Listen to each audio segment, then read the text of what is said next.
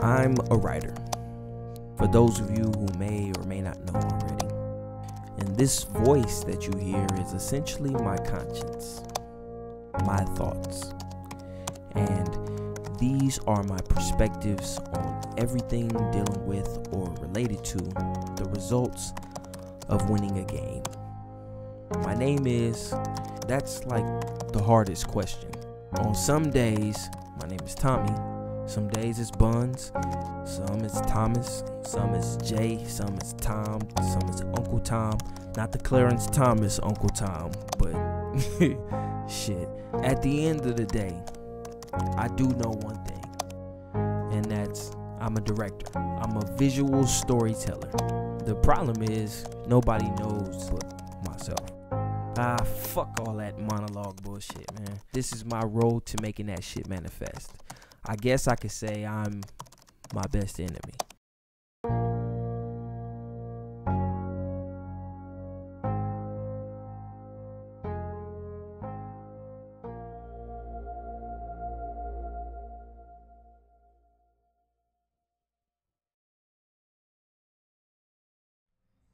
I'd like to start off by saying that this episode is dedicated to the family of Trayvon Martin, Hattie Pendleton, Jordan Davis, Oscar Grant, and to the families of countless victims of violent crimes across the country.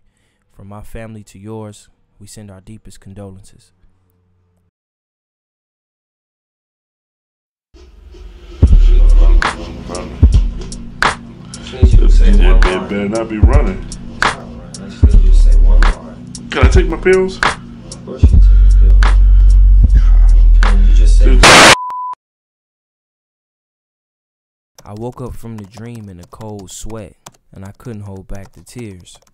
It's taken me this long to write this because I guess I'm still having a hard time processing the fact that I'll never see my dad's scraggly white beard taste his famous scrambled eggs with peppers and onions and turkey again. That voice of reason that I once had is just a voice in my head now. It's been 2 years since OG left us, and today is his birthday. The family, myself, we've all come together since his passing and decided to throw a party on his birthday in celebration of his life. We here. It's the second annual Talk-Off celebration in honor of Pops, Anthony Bunn, man. We miss him, we love him. So today, man, we got the grill popping. Well, we ain't got the grill popping, but we got the tacos popping, man. We coming for Shonda, the defending champ. Right now, dude, I'm doing a lot of stuff at once, so I haven't even started preparing my food yet. Yeah. We already know that I'm always late to everything, but I'm working on that, so don't judge me. That's what this show is for. I really felt like last year I was gypped. Winning is the only option for me. Look at how they doing this. Y'all here tag teaming? Nah, she got her own thing going. Stuff going. Nah, that look like you stirring her meat. She cooking your shells. My meat over there, baby boy, it look way different. Look at her tacos right now. These are nacho tacos. He said these is nacho tacos. Hey, where'd you go to get these? It's called Reese PC working there, trying to take y'all taco hat. Shit. She went over there and picked that shit up from one of the Mexican carts. Nah. The champ is here! The champ is here! So you know I'm about to take the stage once again. The trophy will remain in my possession. Nobody can fade what I cooked today. Something different, something authentic, something you can buy off the motherfucking Roach Coach. At the time that Pops went into the hospital, Wifey and I had already decided to start looking for places to move because, for one, walking up a flight of stairs was no longer an option for him, and the living conditions were just too ridiculous for everybody. They're going to break it down and they're going to expand the countertop. So what would So you gonna pull this whole countertop off too? What would you put in there? Well, yeah, they're going to have to. When they Dead body? What'd you see in there? Bunch of bullshit and cock bugs and balls. I was out in Pasadena with the homies, S-Class. Oh yeah, pick up that Classic 3, by the way. And Reborn. and we were in pre-production for the music video we was working on called Ghostin'. And we're sitting at the table shooting shit, and I get a text from wifey, and it's a picture of a pregnancy test, a positive one at that. And my first thought was, oh, who's having a baby? She texts me back like, you are. It felt like the timing couldn't have been way more off at that moment, but it was also a beautiful feeling because the woman who I love with everything I got, who I plan to marry, is pregnant with my child. Leading up to today, I can say that I've experienced some of the most grueling experiences of my life. My dad's in the hospital, my queen is pregnant, and I'm nowhere near where I need to be in my career nor financially. I began having second thoughts about moving, and when I say a war began, a war began. Wifey fought me to the ends of the earth on it, but I assured her that the best thing for us to do at the time was just to be here and build on what we have here. And I tried to break it down to wifey like that if we couldn't make this place here heaven, then we would never be able to make any place heaven. But if we could start here and transform life back into this place, then there would be absolutely nothing in this world that we couldn't do together. Be careful going backwards. Bring your ass, come on. Man, look at the one who can't carry a mattress downstairs. Oh boy, I can see the kill off your ass. Watch the, I'm watching. Now shut the fuck up. Woo! Oh, Dale did that. Oh, fuck you. That's how you get a mattress out your crib into the truck. Into the truck. We'll With him not doing shit. We'll be back after this commercial break. S-Class Productions.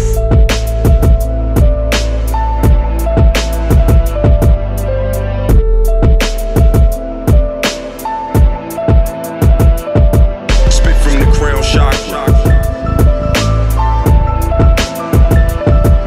What's the difference between us? Spit from the crown chakra. The classic 3.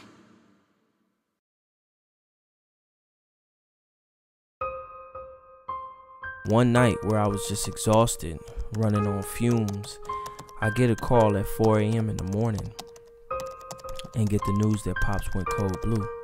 We rush to the hospital, get into the room, and all the nurses and doctors are just standing around him. And once again, my heart is pounding out of my chest. The doctor comes over and gives us the news that we'd all been afraid of. Pop suffered a heart attack and passed away on January 28, 2011.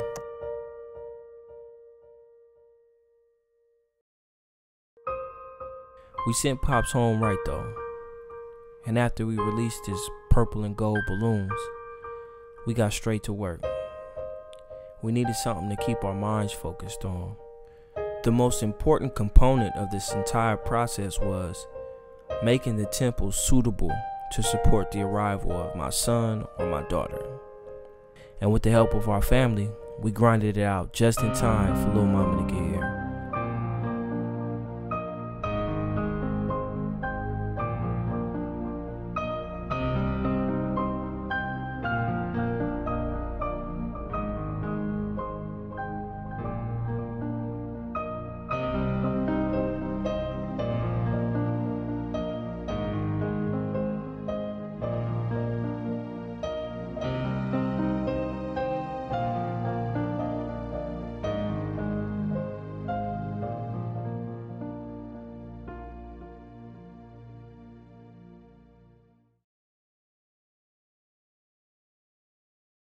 As I reflect on the past 2 years, it feels like it was such a long time ago. But I still remember it all like it was yesterday. Having the baby shower, wifey going into labor that same night, seeing Isis fresh out the womb, cutting her umbilical cord, not being able to bring her home, stressing out over that. Is the doctor around or is he making rounds right now? I want to talk to him because I need him to tell me that he's discharging my baby tonight.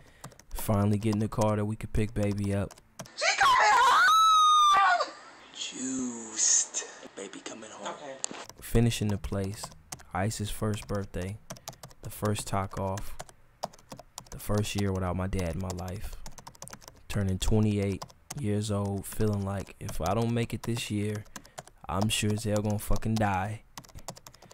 To Ice's second birthday, all the way up to today, the second annual talk off and Pop's birthday.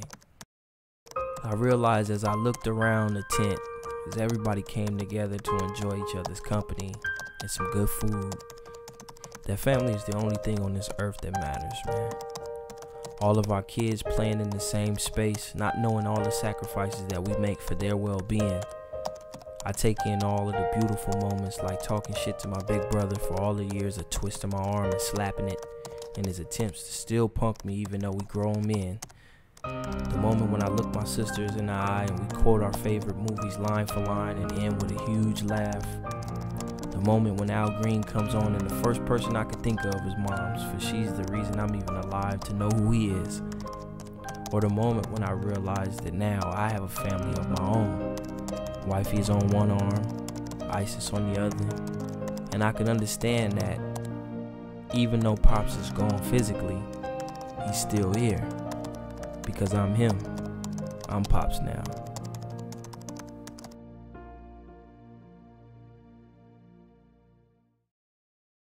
Why you gotta be so close? I'm not even so close, so see, that's what I'm saying.